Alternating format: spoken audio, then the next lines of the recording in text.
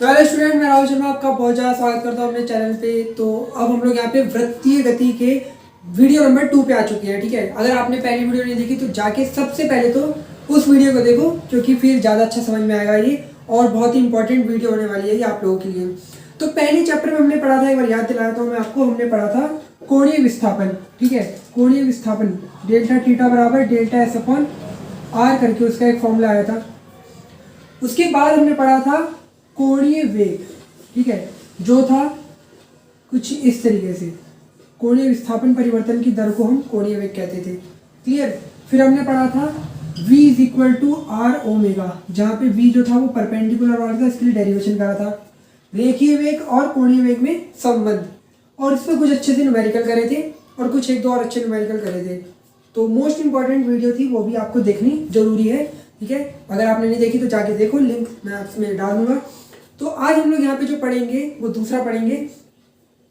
ठीक है, तो अब मान लो वेग का तो टॉपिक खत्म हो गया। वीडियो बहुत इंपॉर्टेंट होने वाली है, क्योंकि इससे पहले आपको ना इस लेवल का किसी ने बताया नहीं होगा जो मैं बताने वाला हूँ। ठीक है, हिंदी मीडियम में खास करके। देखो, जब भी कोई वस्तु एक वृत्तीय मार्ग में गति कर रही होती है, ठीक है, जैसे मान लो कोई भी पार्टिकल है या कोई भी वस्तु है, वो इस एक वृत्त में गति कर रही है, कैपिटल आर इस जगह एक वृत्त है। तो आप क्या कहोगे इसे देख के? ठीक है, यानी कि आप कहोगे आप गति कर रही है वस्तु, क्या कहेंगे और क्या कहेंगे? तो मेरा कहने का मतलब यह है कि जब भी कोई वस्तु वृत्तीय मार्ग में गति करती है ना, तो उस पर एक नहीं, दो नहीं, तीन नहीं, इसलिए 4 तरीके के त्वरण लगते हैं यार। 4 तरीके के। ठीक है, कौन कौन से त्वरण हो गए? अभी 4 तरीके के त्वरण अभी मैं शॉर्ट में बताता हूँ। एक AC, दूसरा A सफिक्स में T, तीसरा A नेट, और जो चौथा है वो आपका अल्फा के रूप में आएगा। ठीक है, मैंने अभी इनके नाम नहीं बताया, बस सिंबल बता दिया आपको कि ये 4 तरीके के त्वरण लगेंगे किसी वस्तु पे। तो उस पर अगर वृत्तीय मार्ग में गति कर रही है तो उस पर 4 तरीके के त्वरण लगेंगे। अब आप लोग सोच रहे होंगे कि अगली वीडियो यार इस पे आने वाली होगी अल्फा पे। ठीक है, यानी कि कोणीय त्वरण पे। तो नहीं यार, देखो अभी अब जो मैं सीरीज लेके आया हूँ ये आपके लिए बहुत इंपॉर्टेंट होने वाला है, आपकी कंपटीशन लेवल के लिए। ठीक है, तो जितना बेस्ट हो सकता है मैं हिंदी मीडियम में टॉप लेवल बेस्ट आपको यहाँ पे वीडियो में पढ़ाऊंगा। तो अब कौन कौन से होते हैं, आज वीडियो इसी के बारे में होने वाली है। तो स्टार्ट करते हैं अभी। ठीक है, बिना किसी फालतूबाजी के अब हम लोग स्टार्ट करते हैं इस लेक्चर को। तो अब सबसे पहले मान लो, मैं आप हेडिंग लगा दो, जो सबसे पहला त्वरण जो लगता है ना उसे हम लोग कहते हैं अभिकेंद्र त्वरण। थोड़ा सा आपको याद आ रहा होगा, जिन्होंने शायद से अपने कोचिंग सेंटर में पढ़ लिया है अभिकेंद्र त्वरण के बारे में, वो कहेंगे ये क्या बात थी, तो हमने पढ़ लिया है, इसमें कोई नई बात क्या है? तो नई बात है अभी यार, 4 तरीके के किसी ने नहीं बताया ना। ठीक है, तो अभिकेंद्र त्वरण क्या होता है यार? तो सबसे पहले हम चलते हैं फिर अपने वही वृत्त पे। हम वृत्त में बैठे हैं आराम से और गति कर रहे हैं इस वृत्ताकार मार्ग में। तो देखो यार, होता क्या है, अगर मान लो मैं वृत्त के इस पॉइंट पे बात करूँ, ये वृत्त का एक छोटा सा पॉइंट है, इस पॉइंट पे हमारी वेग की दिशा कैसी होगी? ऊपर की तरफ होगी वेग की दिशा। यार वस्तु इधर जाना चाह रही है तो वेग की दिशा ऊपर की तरफ स्पर्श रेखी होती है। अगर आपको वृत्तीय मार्ग में किसी वस्तु की वेग की दिशा चाहिए तो बस स्पर्श रेखा खींच दो उधर की तरफ। तो मैंने इधर की तरफ खींच दी, इस पॉइंट पे वेग की दिशा इधर की तरफ होगी, क्योंकि वस्तु कैसे जाना चाह रही है, अब इधर जाना चाह रही है, फिर ऐसे आएगी इस पॉइंट पे इधर की तरफ और इस पॉइंट पे इधर की तरफ। यानी कि आप देख रहे हो कि वृत्त में वस्तु की वेग की जो दिशा है ना वो बार बार क्या हो रही है भाई, बदली जा रही है यार। ठीक है, पहले इधर इधर इधर इधर, और हर टाइम वेग की दिशा बदल रही है। तो ध्यान से सुनो, देखो जब भी वस्तु कोई भी हो वो किसी वृत्तीय मार्ग में गति करती है, ठीक है, उसकी वेग की दिशा बदलती रहती है। यह बात क्लियर हो रही है? वेग की दिशा बदल रही है, लेकिन अगर उसका वेग नियत रहे, यानी कि उसके वेग का मान नियत रहे, वेग की दिशा बदल रही है, तो उसमें भैया उसका वेग जो है वो परिवर्तित होने लग जाएगा। क्लियर? क्यों यार, यहाँ पे दिशा ये, इधर दिशा इधर, इधर नीचे की तरफ, और यहाँ पे इधर। तो वस्तु के वेग की दिशा बदलने के कारण एक त्वरण उत्पन्न होगा। समझ गए? तो उस त्वरण को हम लोग क्या कहते हैं? अभिकेंद्र त्वरण कहते हैं। क्लियर? जब भी वस्तु वृत्ताकार मार्ग में गति करती है तो उसके किसकी दिशा बदल रही है? वेग की दिशा बार बार बदले जा रही है, जिस कारण से उसके वेग का मान बदलेगा और एक त्वरण उत्पन्न होगा जो अभिकेंद्र त्वरण कहलाएगा। अब अभिकेंद्र त्वरण की दिशा कैसी होती है? तो इसकी दिशा हमेशा सेंटर की तरफ होती है, और ए सफिक्स में सी से प्रकट करते हैं इसे। ठीक है, यहाँ पे भी सेंटर की तरफ, यहाँ पे भी सेंटर की तरफ, इधर भी सेंटर की तरफ, और इधर भी सेंटर की तरफ। समझ गए दोस्तों? तो ये आपकी अभिकेंद्र त्वरण होता है। क्लियर? तो अब ये अभिकेंद्र त्वरण करता क्या आखिर ये, ठीक है, आखिर मतलब दिखाता क्या हम लोगों को। तो अभिकेंद्र त्वरण जो है हमें, अभिकेंद्र त्वरण में डायरेक्ट लिख देता हूँ, ए सब इसमें सी से प्रकट करते हैं इसे। अभिकेंद्र त्वरण वेग की दिशा को प्रेजेंट करता है, ठीक है, यानी कि वेग की दिशा बार बार पलट रही है। हमें ये पता चल रहा है कि अगर किसी वस्तु में ए सी आ गया है तो इसका मतलब उसकी वेग की दिशा बार बार बदलेगी, तो वेग की दिशा को बताते हैं हम लोगों को। अब इसका फॉर्मूला क्या होता है, तो फॉर्मूला मैं आपको बताता हूँ, A C is equal to V square upon R. ये फॉर्मूला होता है आपका किसका, अभिकेंद्र त्वरण का। समझ गए? वी आपका जो भी रेखीय वेग होगा यहाँ पे, और कैपिटल आर जो भी त्रिज्या होगी इस वृत्त की। अब आप एक चीज अभी पढ़ के आए हो, v perpendicular is equal to r omega, ठीक है, कैपिटल आर मान लेते त्रिज्या। तो क्या मैं वी स्क्वायर की जगह रख सकता हूँ यहाँ पे, तो इसलिए ए सी इज इक्वल टू, देखो वी की जगह मैंने ये वाला मान रख दिया, तो आर स्क्वायर ओमेगा स्क्वायर हो जाएगा बटे कैपिटल आर। इस आर से ये आर कट जाएगा, तो ए सी का एक और नया फॉर्मूला आएगा ये। तो दो फॉर्मूले आए हमारे अभिकेंद्र त्वरण के, एक ये वाला और एक ये वाला। तो ये नोट में आपके जाने चाहिए दोनों फॉर्मूले, ठीक है दोस्तों। तो एक प्रकार का त्वरण तो हमारे पास ये आ गया, अभिकेंद्र त्वरण कैसे उत्पन्न हुआ। कोई वस्तु वृत्तीय मार्ग में गति कर रही है तो उसके वेग की दिशा बार बार चेंज होने के कारण एक त्वरण आया जिसको अभिकेंद्र त्वरण बोला। और इसकी दिशा हमेशा केंद्र की तरफ होगी, किसी भी पॉइंट से ले लो आप, इस पॉइंट से ले लो, इस पॉइंट से भी केंद्र की तरफ, इस पॉइंट से भी केंद्र की तरफ। समझ गए? तो ये आपका अभिकेंद्र त्वरण था। अब हम चलते हैं दूसरे प्रकार के त्वरण पे, फॉर्मूले नोट कर लिए होंगे। तो अगर आपने पुरानी वीडियो नहीं देखी तो फिर से मैं कह रहा हूँ एक बार उसे भी देखो और इस सीरीज को पूरा देखो यार, फिर नहीं तो मजा नहीं आएगा। अब दूसरे प्रकार का जो त्वरण आया हमारा त्वरण, वो है हमारा स्पर्श रेखीय त्वरण। ओह ये कौन सा नाम से लिया, अब आया ना कुछ मजा, अब आया ना, स्पर्श रेखीय त्वरण, ठीक है। अब यार ये किस तरीके का त्वरण होता है, टेंजेंशियल त्वरण। ये आप लोगों ने पढ़ा होगा, बहुत लोगों ने अगर पढ़ लिया तो अच्छी बात है, और जिन्होंने नहीं पढ़ा तो कोई बात नहीं है, वीडियो पूरी देखो, अभी समझ में आ जाएगा आप लोगों को। तो अब मान लो, इमेजिन करो जैसे कोई वस्तु वृत्तीय मार्ग में घूम तो रही है, ठीक है, वहां पे अभिकेंद्र त्वरण के समय उसका जो वेग था वो एक नियत बना हुआ था। हाँ दिशा बदल रही थी लेकिन वेग का मान एक नियत था, समझ गए। लेकिन अब इमेजिन करो कि वस्तु की वेग की दिशा यहाँ पे ये है, उस समय इसका वेग v डैश है, यहाँ पे आते आते इसका वेग कुछ बदलता गया, v डबल डैश दिखा दिया, यहाँ पे वेग कुछ और दिखा दिया मैंने, और इधर आते आते बहुत ज़्यादा ही स्लो हो गई वस्तु में कुछ और ही वेग। तो जब भी वस्तु के वेग का मान, ठीक है, यानी कि मैग्नीट्यूड बदल रहा हो, वस्तु वृत्तीय मार्ग में चक्कर काट रही है, उसके वेग का मान बदल रहा है, ठीक है, तो उसमें जो त्वरण उत्पन्न होता है वो स्पर्श रेखीय त्वरण कहलाता है। क्लियर? कैसे उत्पन्न हुआ, जब वस्तु के वेग का मान बदल रहा हो, ठीक है, जब वस्तु के वेग का मान बदल रहा हो तब उत्पन्न होगा स्पर्श रेखीय त्वरण। और इसको हम लोग किससे दिखाएंगे, स्मॉल ए सफिक्स में टी से, स्मॉल ए सफिक्स में टी से। टेंजेंशियल त्वरण भी कहते हैं, नॉर्मल त्वरण भी इसे, सॉरी टेंजेंशियल एक्सीलरेशन भी कहते हैं या नॉर्मल एक्सीलरेशन भी, ठीक है। अब क्या होगा यार, मतलब इसकी दिशा कैसे निकालेंगे और क्या है ये, तो ध्यान से देखो, नोट करने वाली चीज़ है, ठीक है, नोट करने वाली चीज़ है। अगर किसी वस्तु का वेग बढ़ रहा है, जैसे मान लो इस पॉइंट पे वस्तु का वेग ऊपर की तरफ जा रहा है, बढ़ रहा है, तो त्वरण की दिशा भी वेग की दिशा में ही होगी, कुछ इस तरीके से। क्लियर?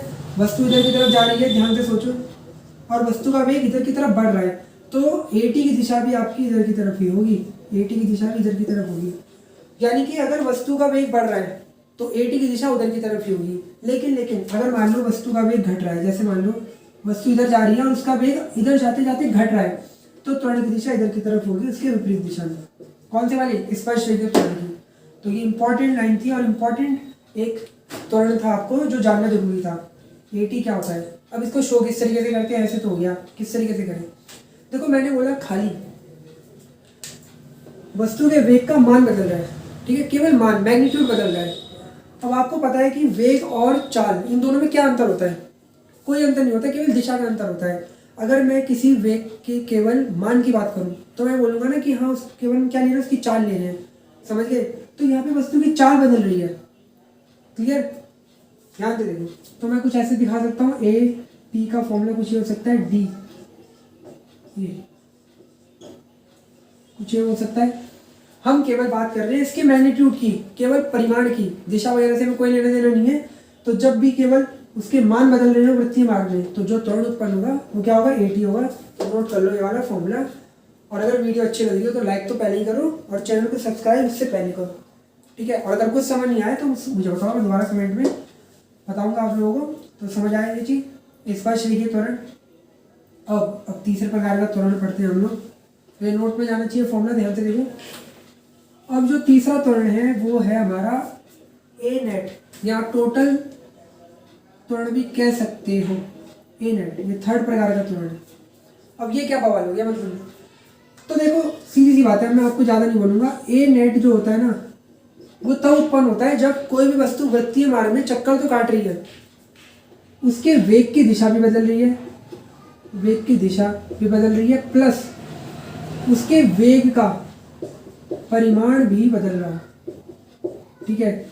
यानी कि दिशा तो बदल रही है, उसके साथ साथ परिमाण भी बदल रहा है। तो जब आपका इस समय जो त्वरण उत्पन्न होगा ना, वेग में परिवर्तन होने के कारण जो त्वरण उत्पन्न होगा वो आपका ए नेट कहलाएगा, ठीक है। तो अब क्या करूँ, ए नेट कुछ इस तरीके से होगा, जैसे इमेजिन करो ये अपनी वस्तु है, यहाँ भाग रही है 20 स्पीड से, वेग बढ़ रहा है, तो ए टी की दिशा क्या होगी आपकी, ये अभी बताया मैंने, ए टी की दिशा ये होगी। और अंदर की तरफ जो दिशा होती है, अंदर की तरफ जो दिशा होती है वो किसकी होती है, ए सी की, ठीक है। अभी मैंने आपको बताया कि अभिकेंद्र त्वरण की दिशा हमेशा केंद्र की तरफ होती है, किसी भी पॉइंट को उठा लो। और ए टी की जो दिशा होगी वो वेग के बढ़ने की दिशा में होगी, क्लियर। तो मैंने यहाँ दिखा दिया इसे। तो ए नेट की जो दिशा होगी वो क्या होगी, वो होगी कुछ इस तरीके से, ए नेट की दिशा कुछ ही होगी, अल्फा कोण जो बना रहा हो इससे, समझिए। ए नेट कुछ इस तरीके से दिखाया जाता है हमारा। मेन इंपॉर्टेंट लाइन है, ए टी की दिशा ये, ए सी की दिशा ये, ए नेट कुछ ही आएगा, ठीक है। तो अब आपको करना क्या है, इतना बड़ा तो हम बनाएंगे नहीं, यहाँ पे छोटा सा बना लो ये। अब हमें निकालना है ए नेट का फॉर्मूला आखिर क्या होगा रियलिटी में। तो एक त्रिभुज बन रहा है, ए सी ये है, तो मैं यहाँ पे भी ए सी दिखा सकता हूँ ऊपर, ये आपका ए सी बन जाएगा, ठीक है। और ये ए टी है ये आपका। तो इस वाले छोटे से त्रिभुज में अगर मैं आपसे कहूँगा ए नेट, तो कैसे निकालोगे, अंडर रूट में ए स्क्वायर सी और ए स्क्वायर टी करके।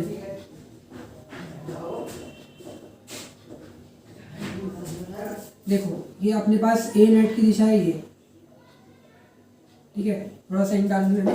तो ए नेट की दिशा ये है, तो भाई क्या करते हो, कर्ण का वर्ग बराबर लंब का वर्ग, ठीक है, और आधार का वर्ग, दोनों का ये तो करते हो, लंब ये है, आधार ये अपना यहाँ पे।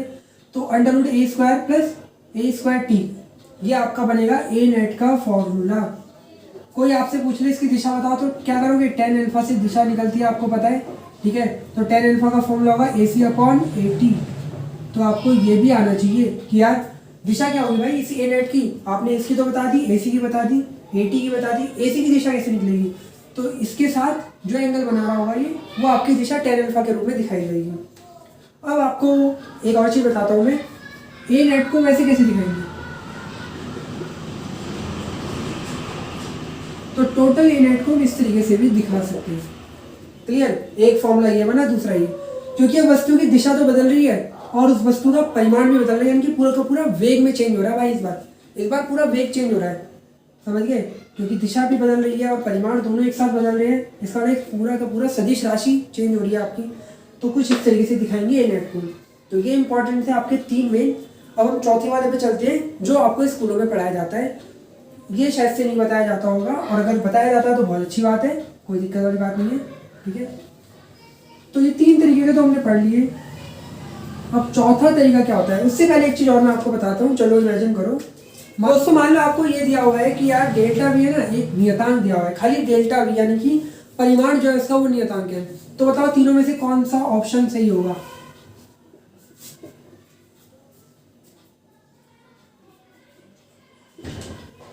ठीक है। चलो मैं ऑप्शन नहीं कह रहा, मैं आपको ऐसे ही बता देता हूँ। तो क्या AT बराबर 0 होगा? हाँ बिल्कुल 0 होगा। क्यों? क्योंकि AT जो होता है वो होता है ये,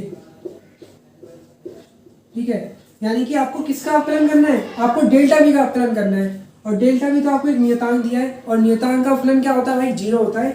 तो ये बिल्कुल राइट टॉपिक है आपका। अब अगर मान लो दिया आपको AC बराबर 0 है, ठीक है, तो AC का फॉर्मूला आपने ये पढ़ा है, AC बराबर V² R। तो ये तो कभी आपका 0 नहीं होगा, ठीक है। नोट करने वाली चीज़ है कि जब भी कोई वस्तु वृत्तीय मार्ग में गति कर रही होती है तो उस वस्तु का कभी भी AC 0 नहीं होता। याद रखना, कभी भी अभिकेंद्र त्वरण 0 नहीं होगा, ठीक है। और आपको A नेट 0 होगा, तो ये भी 0 नहीं होगा। क्यों 0 नहीं होगा? क्यों? क्योंकि A नेट का फॉर्मूला हमें पता है, √A² C + A² T होता है। तो A² T तो 0 हो गया, लेकिन A² C तो बचा हुआ था।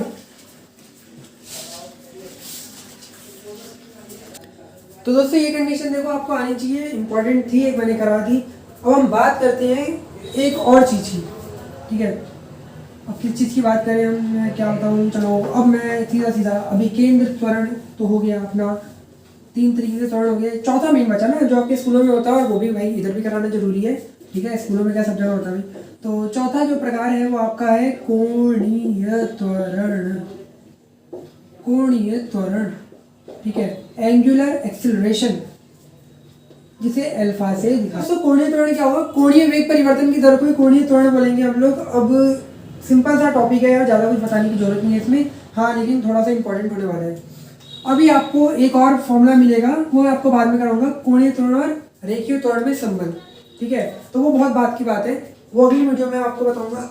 रेखीय त्वरण का वो मैं आपको बाद में बताऊंगा, अभी नहीं बताऊंगा, अगली वीडियो में बता दूंगा। अब कर लेते हैं कुछ छोटे मोटे, नहीं बहुत अच्छे, या छोटे मोटे कहो या अच्छे कहो यार, अच्छे कहो, अच्छे से न्यूमेरिकल, ठीक है। मान लो आपको दिया है V = 4T, ठीक है, और R बराबर दिया आपको 2 मीटर मान लो, ठीक है। मीटर में दे, सेंटीमीटर में भी दे सकता है। और आपसे कह रहा है आपको बताना है AC, AT और A नेट, ठीक है। ये चीज़ें आपको बतानी है। समझ आ रही है भाई? समझ आ रहा है? बिल्कुल, अच्छा, कोई बात नहीं समझ आ रहा तो अभी बताएंगे, अभी सवाल में भी लिखा है। अभी मैंने ये 3 चीज़ पढ़ाई आपको बोला है V = इतना हो, इसको लैंग्वेज में दे देगा ना आपको, तो आपको ये 3 चीज़ बतानी है। कोई बात नहीं, आप आंसर कर रहे हैं इसका पूरे सवाल का। तो आपको पता है AC अभिकेंद्र त्वरण का फॉर्मूला होता है V²/R, ठीक है। क्या मुझे V दिया है? नहीं दिया। और आपसे एक चीज़ और कह रहा है, T बराबर 2 सेकंड पर बताना है भाई आपको। ऐसा कोई भी वस्तु है 2 मीटर त्रिज्या के वृत्त में घूम रही है इतने वेग से, मीटर/सेकंड के वेग से, तो T बराबर 2 सेकंड पे ये चीज़ बता दो। ऐसे करके क्वेश्चन आ गया आपको, ठीक है। तो आप क्या करेंगे, आपको पता है AC बराबर V²/R होता है, ठीक है। V आपको दे रखा है, तो V² कैसे निकालोगे? V की जगह T की जगह क्या कर दोगे? 2 कर दोगे, उसका स्क्वायर बटे R का मान 2, यानी कि आपका हो गया 8 का स्क्वायर। 8 का स्क्वायर कितना होता है?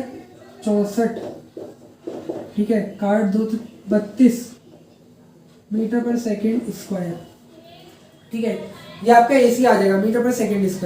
क्लियर? इतनी बात समझ आई? अरे यार कुछ नहीं करा, V²/R करा। अब V हमें दिया था 4T, और हमसे T बराबर 2 सेकंड पे कर रहा है, तो यहाँ T की जगह 2 रख दिया, 4 × 2, ठीक है, 8, उसका स्क्वायर 64 बटे 2, 32 मीटर/सेकंड²। चलो एक तो आ गया आंसर। अब आपसे कह रहे हैं AT बताना है आपको, ठीक है। अब AT आपने पढ़ रखा है, AT का फॉर्मूला होता है ये, ठीक है, D मोड में V/dt। तो आपको करना क्या है, इस समीकरण का अवकलन कर देना है उठा के। तो आप 4T का अवकलन जब करोगे तो वो क्या आएगा? 4 मीटर/सेकंड²। तो T बराबर 2 सेकंड पे आपके पास ये आएगा AT। क्लियर बात? इतनी समझ आ रही है? अब अपने को निकालना है A नेट। तो A नेट निकालने का फॉर्मूला भी हमें पता है, जो कि होता है √A² C + A² T, ठीक है। A² आया अपने पास 32 का स्क्वायर, 32, और ये अपने पास आया AT कितना है? 4 का स्क्वायर। तो इसको सॉल्व कर लो, आंसर आ जाएगा, ठीक है। इसको सॉल्व कर लो, आंसर आ जाएगा आप लोगों का। तो ये छोटा सा सवाल था, इसी के बेस पे एक अगला सवाल अगर मैं बना देता हूँ तो देखो कैसे होता है।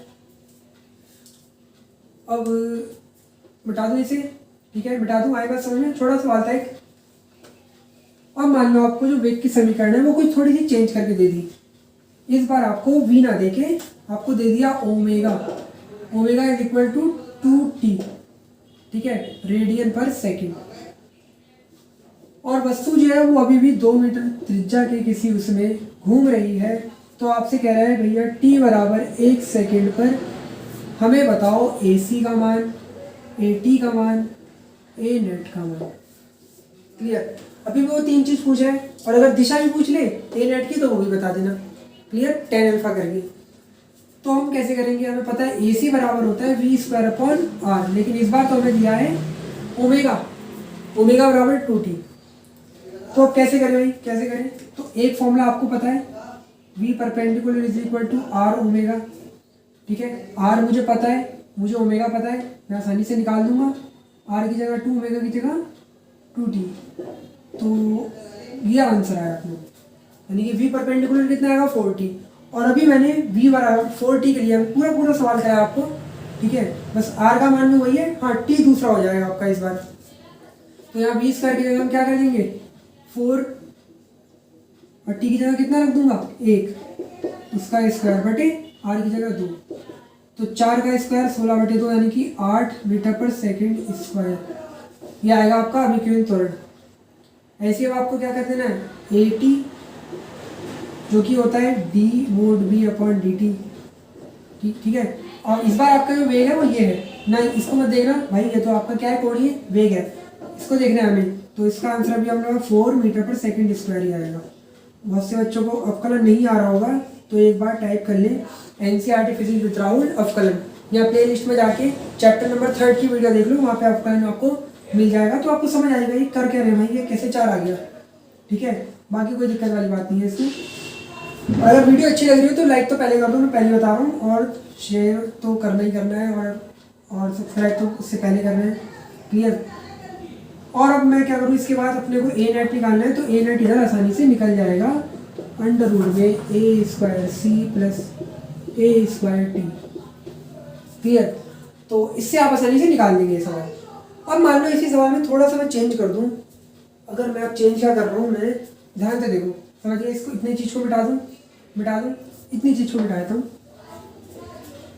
इस बार हमसे क्वेश्चन में कह दे यदि at, ठीक है, यदि at a नेट के साथ 30 डिग्री का कोण बना रहा हो। अरे ये तो बेहतरीन सवाल होता था, नजर आ रहा है भाई मुझे।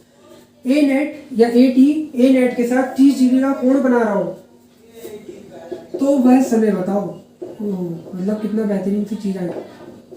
आपसे क्या कह रहा है क्वेश्चन कह रहा है कि अगर at जो है वो a नेट के साथ 30 डिग्री का एंगल बना रहा हो तो वो समय बताओ कि कब बना रहा होगा वो, ठीक है, कौन से समय में बना रहा होगा 30 डिग्री का एंगल। तो मैं क्या करूँ, मैंने फटाफट से एक डायग्राम खींचा और इमेजिन करना स्टार्ट करा। AC की दिशा कुछ ये होगी, ठीक है, वस्तु का वेग अगर बढ़ रहा है तो AT की दिशा कुछ ये होगी, और a नेट की दिशा कुछ ये होती है, ठीक है। अभी पीछे मैंने वीडियो में बताया, ठीक है। अल्फा जो एंगल होता है 30 डिग्री का एंगल, वो कहाँ दिया हुआ है, वो हमसे कह रहा है AT a नेट के साथ 30 डिग्री का अगर कोण बना रहा हो तो कुछ ये दिशा आएगी। तो आपको कह रहा है वो टाइम बताओ यार, ठीक है। तो अभी आप पढ़ के आए हैं, आपको पता है tan 30 बराबर या tan अल्फा बराबर क्या होता है, ठीक है भाई। अभी आप पढ़ के आए यार, tan अल्फा बराबर होता है AC अपॉन AT। क्लियर? अरे चलिए नहीं भी पता तो डायग्राम देख के समझ जाओ। AC जितना इधर होगा AC उतना ही ऊपर होगा, ठीक है, तो लंब बटे आधार। अब tan 30 का मान होता है कितना 1/√3। समझ गए? AC का मान हमें कुछ यहाँ से मिलता होगा 8 मीटर पर सेकंड। क्या कहते नहीं, ये गलती में नहीं करनी है आपको समय बताना है ना। आप समय नहीं लाओगे तो अपने पास v कितना है, ये है, ठीक है। तो v स्क्वायर अपॉन r होगा, यानी कि 4t का स्क्वायर, अपॉन आर की जगह 2। ध्यान से देखो, v स्क्वायर अपॉन आर, मैंने t को लिया है यहाँ पे, डायरेक्ट नहीं रख दिया यहाँ पे 8। भैया समय क्या निकालूंगा फिर मैं, और at की जगह हम क्या रखेंगे, at की जगह हम रखेंगे केवल ये 4। अब आप कहोगे यार ये क्यों नहीं लिया, 40 क्यों नहीं लिया। भाई 80 की वैल्यू देखो ना कितनी है, यहाँ पे मैं इसकी वैल्यू 8 ले लेता तो समय नहीं आता ना मेरे पास, मुझे पता है v स्क्वायर अपॉन आर आता है, तो मैं सीधा 40 का स्क्वायर दूंगा ना। तो अब ध्यान से देखो, इसे सॉल्व करूंगा तो 16t स्क्वायर जो कि 2 से कट जाएगा तो 8t स्क्वायर ही आएगा अपने पास। ठीक है, 8t स्क्वायर, समय t स्क्वायर के रूप में आया ना, देखो 8 भी आ रहा है बटे ये। क्लियर, इससे कट जाएगा 2 बार, तो अपने पास बचेगा 1/√3 बराबर 2t स्क्वायर। ठीक है, तो t स्क्वायर बराबर 1/2√3, तो t बराबर अंडर रूट में कुछ इस तरीके से आएगा आपका, ये समझिए, कुछ इस तरीके से आएगा आपका टाइम, ये टाइम आएगा आपका, बड़ा अजीब सा टाइम आ रहा है। ठीक है, और जो आपको सवाल देगा उस हिसाब से, या तो मैं अपनी तरफ से रख देता हूँ कोई सा भी, आपको जो सवाल देगा उसमें एक अच्छा सा टाइम आएगा जो आपके दिमाग में भी आ रहा होगा कि हाँ ये टाइम हो भी सकता है। तो बिल्कुल सही करा हमने सवाल। ठीक है, टाइम ऐसा आप लोग देख के परेशान से हो गए होंगे। तो इस तरीके से आपको क्वेश्चन बना के दे सकता है।